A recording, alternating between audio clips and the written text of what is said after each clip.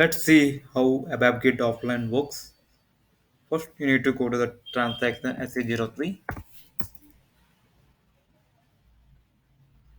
and choose the include objects in a transport request and give your package name.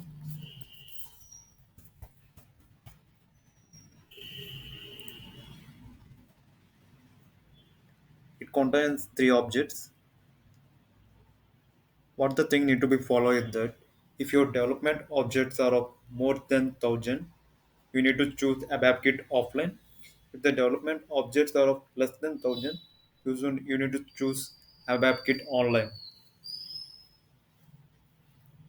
For this demo purpose, we have maintained only on three objects.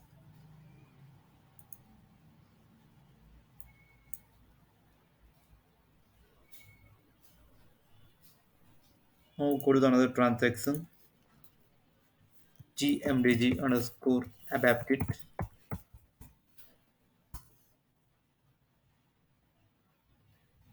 as performing offline abapGit. You need to choose new offline and give any name.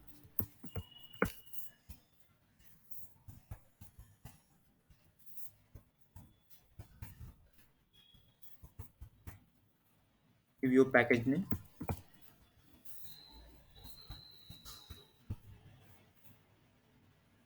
Remaining options no need as you are not maintaining any sub package in the package. Click on create offline repo.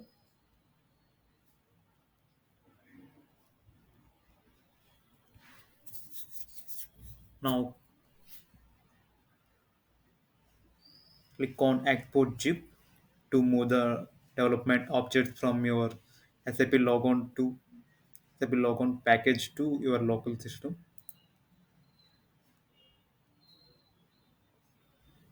I'm choosing the desktop location to save the objects which are a package which are coming from.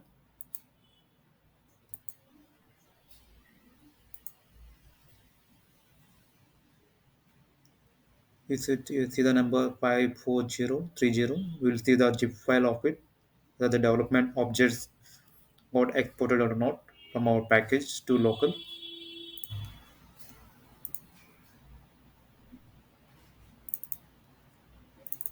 Yes, as we seen the count of object list is three. One is the package and is a zero underscore zero zero one is the one is the program and zero one is the program. Total three objects.